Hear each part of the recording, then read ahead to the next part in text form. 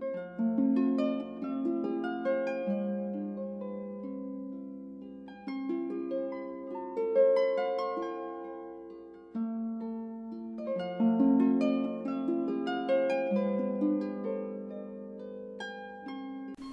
बच्चों की पहचान करने के लिए बच्चे का वजन लेना और लंबाई नापना आवश्यक है।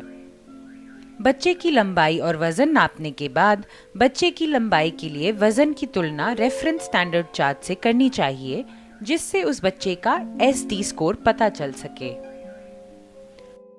बच्चे का वजन कैसे करें?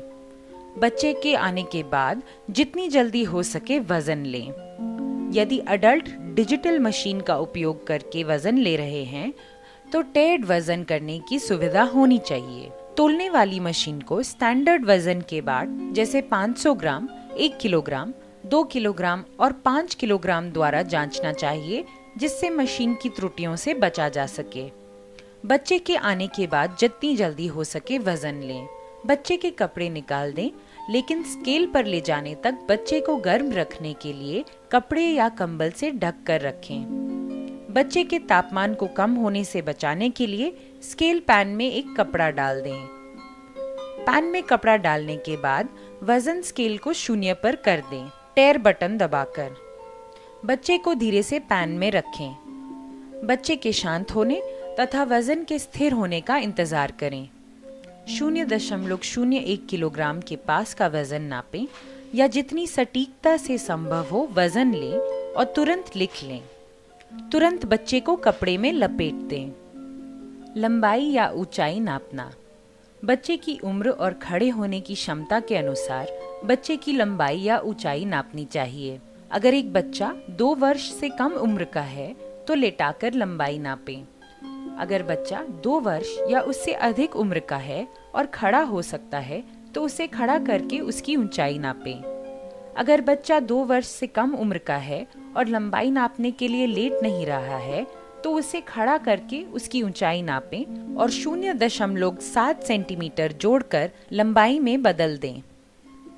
अगर कोई बच्चा 2 वर्ष या इससे अधिक उम्र का है और खड़ा नहीं हो पा रहा है तो उसे लेटाकर उसकी लंबाई नापें और 0.7 सेंटीमीटर घटाकर ऊंचाई में बदल दें।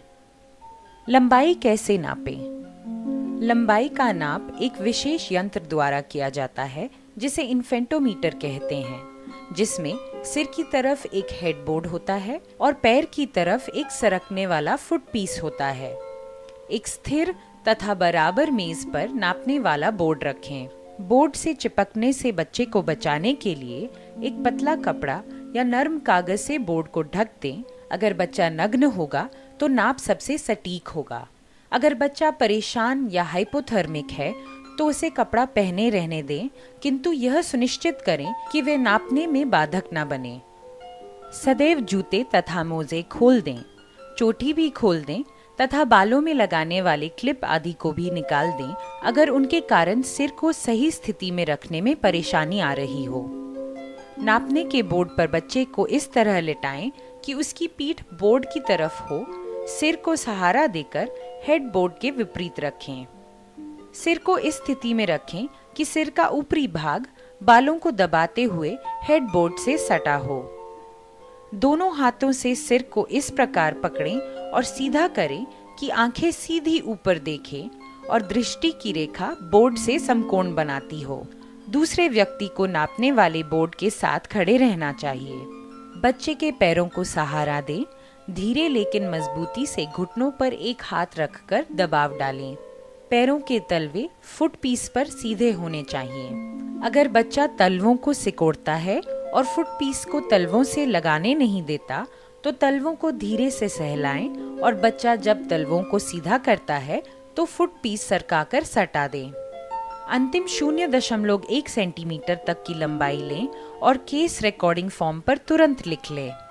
नाप लेने के बाद बच्चे को तुरंत कपड़ा पहना दें या ढक दें, जिससे उसे ठंड से बचाया जा सके। खड़ा करके ऊंचाई कैसे नापें? एक vertical back board, fixed base board और ऊपर नीचे होने वाले हेड बोर्ड वाले स्टेडियोमीटर का प्रयोग करें।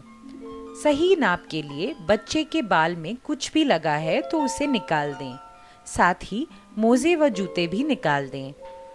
एक व्यक्ति को बच्चे के पैरों के पास घुटने के बल बैठना चाहिए और बच्चे को इस प्रकार वर्टिकल बोर्ड से सट कर खड़े होने में मदद करें कि उसके सिर का पिछला भाग, कंधे, कूल्हे, पिंडलियां तथा एड़ी वर्टिकल बोर्ड से सटी हों।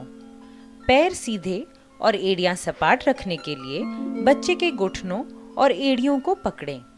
यदि आवश्यक हो तो उन्हें पूरी ऊंचाई तक सीधे खड़े होने में मदद करने के लिए बच्चे के पेट पर धीरे से दबाव दें। दूसरे व्यक्ति को बच्चे के चेहरे के बराबर के स्तर तक झुकना चाहिए और बच्चे के सिर की स्थिति सीधी करें ताकि बच्चा सीधे सामने देखे, यानी दृष्टि की लाइन बोर्ड के आधार के समानांतर हो।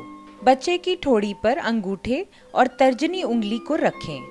दूसरे हाथ से हेडबोर्ड को नीचे खींचें जो बच्चे के सिर के ऊपरी सतह पर बालों को दबाते हुए सट जाए। अंतिम 0.1 सेंटीमीटर तक की ऊंचाई नापें और केस रिकॉर्डिंग शीट पर तुरंत लिख लें।